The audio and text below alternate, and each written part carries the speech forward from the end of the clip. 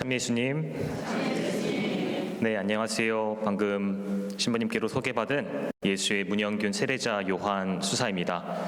저는 현재 미국 서부 버클리 예수의 신학대학원에서 신학 공부를 하고 있습니다. 먼저 이렇게 신자분들 만날 수 있도록 초대해 주신 우리 염영섭 주임 신부님께 진심으로 감사드립니다. 선배 예수회원들이 저에게 애틀란타 성 김대건 성당 정말 좋다고 기회 되면 꼭 가보라, 2번, 3번 가보라고 말씀해 주셨는데 그 말씀들이 정말 사실임을 느끼고 있습니다. 이곳에서 신부님들, 신자분들의 환대를 받으면서 한국인의 정을 느끼고 또 마치 고향에 온 것 같은 그런 생각을 하게 됩니다. 그리고 영어를 사용하지 않아도 되어서 너무 좋습니다. 제가 미국에서 신학 공부를 시작한 지가 벌써 2년 되었고 사실 짧지 않은 시간인데 부끄럽게도 영어 때문에 아직까지도 좀 고생을 하고 있습니다. 그래서 영어를 사용하지 않아도 되는 이 환경이 너무 좋습니다. 다시 돌아가고 싶지 않은데 과정 마치려면 또 돌아가야 하기 때문에 또 여러분들에게서 좋은 기운 받고 가서 열심히 공부 마치도록 하겠습니다. 아무쪼록 이곳에서 지내는 남은 기간 동안 여러분들과 함께 더욱더 소중한 시간 보낼 수 있기를 희망하고 또 하느님께 청합니다. 우리는 신앙생활을 하면서 식별이라는 단어를 종종 사용합니다. 하느님의 뜻을 알아차리고 이를 받아들이는 과정을 식별이라고 할 수 있는데 사실 식별은 정말 어려운 일이지요. 불완전한 인간이 완전한 존재이신 하느님의 뜻을 알아차린다는 것은 분명 쉬운 일이 아닙니다. 감사하게도 저는 예수의 입회를 준비하는 과정 안에서 완벽하다고 할 수는 없지만 그래도 식별하는 방법에 대해서 조금 배울 수 있었습니다. 오늘 이 자리에서, 이 귀중한 자리에서 간단하게 저의 성소 여정과 또 성소 식별 이야기를 여러분과 나누고자 합니다. 저는 대학교 3학년 때 학군단에 들어갔습니다. 학사 장교 출신이었던 아버지의 영향을 받아서 그리고 또 그 아버지의 조언을 받아서 ROTC 장교의 길을 선택해서 군복무를 하게 된 것이죠. 저는 일반 대학교에서 국어국문학과와 신문방송학을 복수 전공하였는데 이 전공을 살려서 정훈장교로 2년 4개월 동안 전라남도 무안 시골에서 군복무를 했습니다. 정훈장교라 하면 조금 생소하실 수도 있을 것 같아서 어떤 일을 하냐면 부대의 홍보 그리고 대외 언론 및 교육을 담당하는 참모라고 생각하시면 되겠습니다.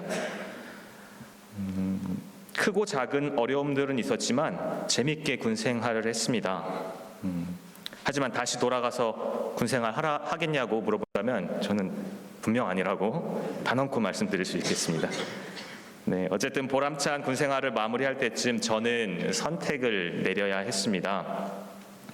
군복무를 더 이상 하지 않기로 결정을 했었기 때문에 다른 동기들이 많이 하듯이 취업 준비를 해서 회사에 입사할 수가 있는 선택이 있었습니다. 아무래도 가장 일반적이고 보편적인 선택이었지요. 그리고 제가 스포츠, 특히 축구를 굉장히 좋아합니다. 그래서 저의 전공과 군생활의 경험을 살려서 축구 기자와 또 해설가가 되는 꿈을 꾸고 또 그렇게 저의 진로를 결정하는 선택도 있었지요. 그 중에서 저는 제가 가장 하고 싶은 일이 무엇인가 저에게 자문해 보았습니다. 그러면서 저의 인생에서 가장 의미 있고 가치 있는 일을 하고 싶다고 그렇게 생각을 하게 되었고 한동안 제 마음속 안에 한켠에 고이 개켜놓았던 저의 어린 시절의 꿈, 사제가 되고 싶다는 그 꿈을 다시 펼치게 되었습니다. 신앙심 깊은 조부모님 그리고 부모님 아래에서 자라면서 어렸을 때부터 신앙은 제 삶에서 가장 큰 부분을 차지했었습니다. 외가 식구들이 천주교를 받아들이게 된 계기, 저희 외가 식구들은 사실 천주교가 아닌 다른 종교를 믿고 있었는데 어떤 사건을 통해서 천주교로 개종을 하게 되셨어요. 온 집안이. 그리고 또 어머니와 아버지가 성당, 본당 청년회에서 만나서 결혼을 하시게 된 스토리. 정말 여러분들에게 다양한 이야기 들려드리고 싶은데 그렇게 되면 오늘 저의 이 나눔이 1시간이 넘어갈 것 같아서 오늘은 생략하겠습니다. 만약에 우리 주임 신부님께서 저를 다음에 또 초대해 주신다면 그때 못다한 이야기를 좀 나눠드리도록 하겠습니다. 네, 다시 저의 이야기로 돌아와서 어렸을 때부터 누군가 저의 꿈을 물었을 때 저는 주저없이 자신감 있게 신부님이라고 이야기를 했고 또 저희 어렸을 때 그런 기억이 있어요. 초등학교 때 장래 희망 이렇게 적어서 제출하라고 했었던 기억이 있는데 그때도 저는 신부님이라고 이렇게 크게 써놓았습니다. 그러면 이제 종교가 없는 아이들은 이제 물어보는 거죠. 신부님이 뭐냐? 신랑님은 아니고 그런 이야기도 아이들이 물어보고 했었는데 저는 그때 이제 자신 있게 이제 설명을 해줬었지요. 사제는 이런 것이다. 신부님은 이런 것이다. 네, 본당에서 복사단 생활을 하면서 저는 그 당시 만났던 본당 신부님들, 기쁘게 사제 생활하시는 그런 분들, 마치 우리 영섭 신부님, 또 이흥관 신부님 그런 분들을 보면서 그분들을 동경했고 계속해서 저는 그 꿈을 꾸었습니다. 이후 또래 친구들과 마찬가지로 학업, 또 스펙 쌓기에 열중하면서 사실 좋은 대학에 들어가기 위해서 노력하기도 했고 그러다 보니 그 꿈을 잠시 접어두긴 했었습니다만 인생에서 가장 중요한 선택의 기로에서 저는 그 꿈을 다시 펼치게 되었습니다. 그리고 전역을 한 달 정도 앞두고 예수의 성소실에 연락을 드렸고 감사하게도 성소실 팀은 저에게 성소 모임을 비롯하여 여러 예수의 모임에 초대를 해주셨습니다. 네, 다양한 예수 회원들과 성소자 형제들, 같은 꿈을 꾸고 있는 저의 친구들이죠. 그들과 함께 시간을 보내면서 저의 마음이 참으로 편안했습니다. 그러면서 예수회가 나의 집이 되었으면 좋겠다 그런 생각을 하게 되었고 예수의 입회에 대한 그런 열망을 더욱더 키워갔습니다. 네, 통상적으로 저희 예수의 지원자들은 1년 정도, 연초부터 1년 정도 모임에 나가면서 성소를 식별하고 그 성소를 식별한 이후에 예수의 입회를 초대받습니다. 네, 그런데 저는 그 당시에 6월 달에 전역을 했기 때문에 성소 모임에 나가기 시작한 것은 6월 말이었습니다. 그러니까 만약에 제가 그 다음 해에 입회를 하게 된다면 저희가 입회를 통상 연초에 하거든요. 반년 동안 성소 식별한 이후에 이제 어떤 선택을 하게 되는 것이죠. 사실 반년이란 시간은 성소 식별을 하기에는 다소 짧은 시간일 수 있겠지만 저는 강한 의지와 열망이 있었기 때문에 담당 신부님께 입회 준비를 바로 하고 싶다고 말씀드렸습니다. 그런데 신부님께서는 1년 더 지원자 생활을 하면 어떻겠냐라고 초대해 주셨습니다. 그러면서 기도하는 방법도 더 배우고 예수에 대해서 더 많이 알아가는 시간을 가져야지 형제의 성소를 더 잘 식별할 수 있겠다라고 말씀해 주셨습니다. 처음에는 그 초대를 받아들이기가 쉽지 않았습니다. 예수의 입회에 대한 강한 저의 열망이 마치 좌절되는 것 같은, 꺾이는 듯한 그런 느낌이 들었기 때문입니다. 하지만 나중에 곰곰이 생각해보니 그보다 더 큰 이유가 있었습니다. 바로 인간적인 욕심 때문이었습니다. 저는 그 당시에 군대를 전역하고 반년 정도 입회 준비를 하면서 그 다음 해에 바로 예수의 수도에 입회하는 그림을 가장 이상적이다, 가장 예쁘다라고 생각을 했었지요. 그런데 만약 그 시나리오가 틀어지게 되면 1년 동안은 내가 무엇을 해야 하나, 또 다른 사람 눈에는 제가 이제 백수처럼 보일 테니 그것은 또 어떻게 감당해야 하나, 그런 생각이 들었던 것 같습니다. 그래서 신부님의 초대에도 불구하고 저의 원의를 다시 한번 말씀드렸습니다. 네. 그랬더니 신부님께서는 2주 정도 하나님께서 우리에게 무엇을 원하시는지 함께 기도해보고 식별하고 고민해보자고 말씀하셨습니다. 2주가 참 길게도 느껴졌습니다. 기도는 당연히 잘 되지 않았었고요. 어떻게 하면은 바로 입회할 수 있을까? 어떻게 하면 신부님의 마음을 돌릴 수 있을까? 그런 고민을 했던 것 같습니다. 그러다 신부님을 만나기 며칠 전 명동 대성당에서 묵상 기도를 드리는데 문득 그런 생각이 올라왔습니다. 올해 입회를 바로 해도 준비해서 다음에 바로 입회를 해도 좋겠지만 1년도 시간을 보내면서 다양한 경험들을 해도 좋겠다라는 생각이 동시에 올라왔습니다. 조금 놀랐습니다. 불과 며칠 전만 해도 저에게는 올해 입회 준비, 내년 초 입회 말고는 다른 선택지가 없었는데 그 기도를 드린 이후부터는 다른 결정이 내려져도 제가 잘 받아들일 수 있겠다라는 그런 생각이 올라왔습니다. 이거 아니면 안 돼 해서 하느님께서 더 좋은 것을 주시겠지요 생각이 바뀌다 보니 마음도 한결 편안해졌습니다. 여전히 올해 입회 준비에 대한 생각은 더 크지만 어떠한 결정이 내려져도 제가 잘 받아들일 수 있을 것 같다라고 신부님께 솔직하게 말씀을 드리니 신부님께서는 영균 형제가 좋은 식별의 체험을 한 것 같다라고 격려해 주셨습니다. 그러면서 당신도 더 기도를 드려봤는데 당신도 여전히 제가 1년 더 입회 준비를 하면서 기도하고 또 형제들과 함께 시간을 보내면서 예수의 일을 더 잘 알아가면 좋겠다라고 말씀을 해주셨습니다. 약간의 아쉬움은 있었지만 그 결정을 감사하게 받아들였습니다. 그리고 제가 시간이 지나면서 예수의 그 다음 해 입회라고 이제 8년 차, 이제 9년 차 이제 수도 생활에 들어가게 되는데요. 살면서 신부님의 그 초대가 하느님의 뜻과 일치했구나. 하느님의 어떤 그러한 하느님과의 교감을 통해서 신부님께서 그러한 초대를 저에게 해주셨구나라는 것을 이제 느끼게 되었고 정말 진심으로 감사드릴 수 있게 되었습니다. 혹시 그 지원자 시절에 저를 동반해 주셨던 그 신부님이 누구셨을지 혹시 궁금하실까요? 여러분들 기억하실 수도 있고 못하실 수도 있겠지만 15년 전 한국 순교자 성당에서 1년 정도 사목하셨던 그 김영훈 스테파노 신부님이십니다. 그래서 저는 김영훈 신부님께 지금까지도 계속해서 늘 감사한 마음을 가지고 있습니다. 저의 식별을 동반해 주셨기 때문이지요.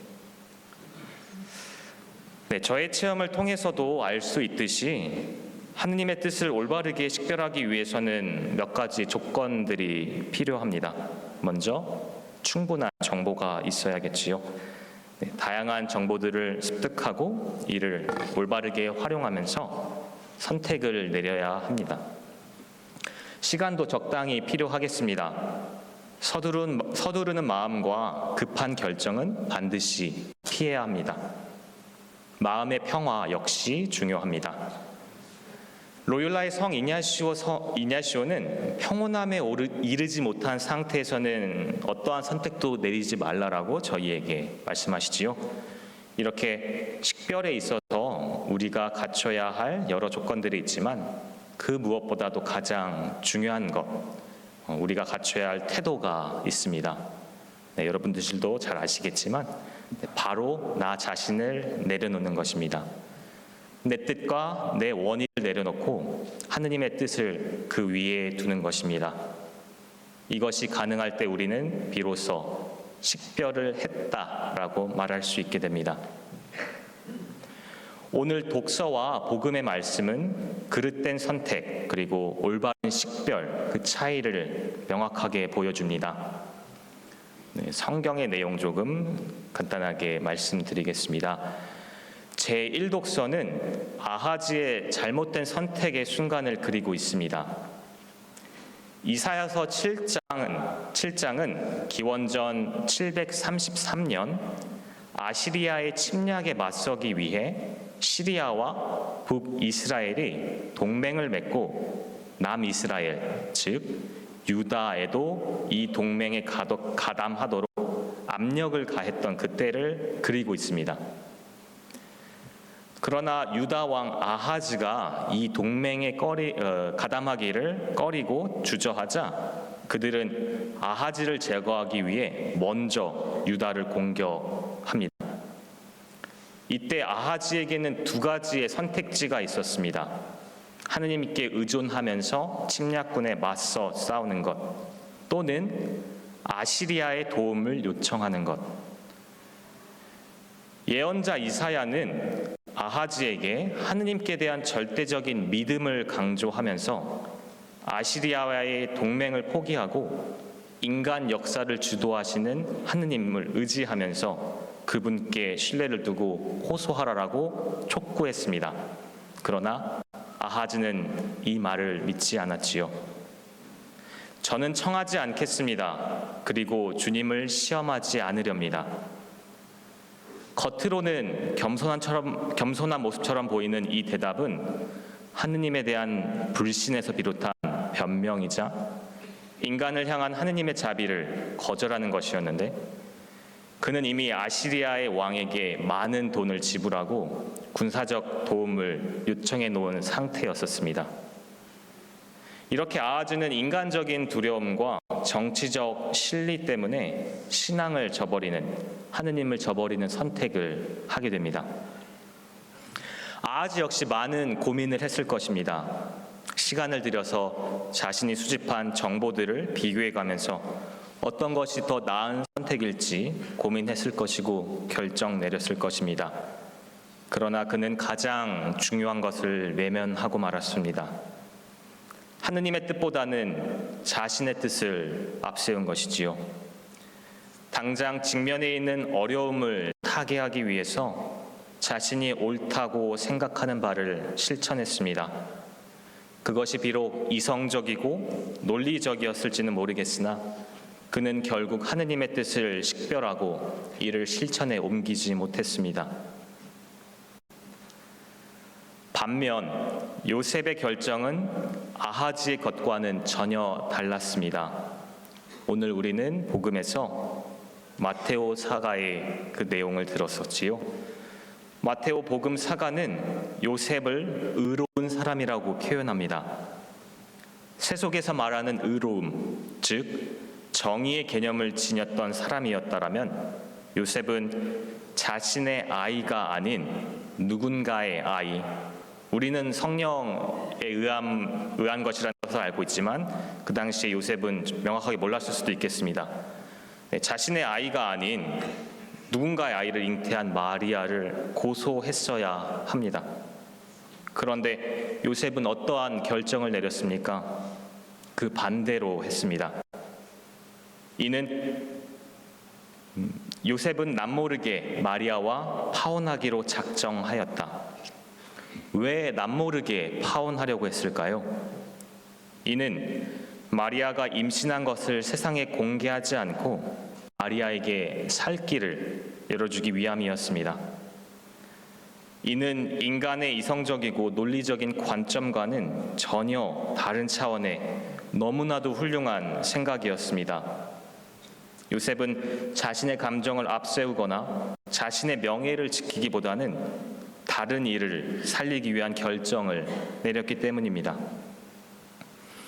사실 여기까지만 해도 이미 충분히 칭찬받아야 마땅한, 그리고 보통 사람은 결코 할 수 없는 결정이었습니다. 그런데 요셉은 여기서 한 단계 더 나아갑니다. 바로 하느님의 뜻이지요. 하느님의 뜻을 전하기 위해 꿈에 나타난 천사의 말을 듣고 그는 즉시 자신의 기존 결정을 뒤집고 천사의 말을 따릅니다. 잠에서 깨어난 요셉은 주님의 천사가 명령한 대로 아내를 맞아들였다. 하느님의 뜻을 실천에 옮기는 데 있어서 요셉에게는 긴 시간이 필요하지 않았습니다. 다양한 정보도 필요 없었습니다. 오늘 제2독서 로마서의 내용에서 우리는 요셉의 이 즉각적인 행동을 가능하게 만든 그 원천을 발견할 수 있습니다. 하느님을 향한 전적인 신뢰, 믿음이 바로 그것입니다.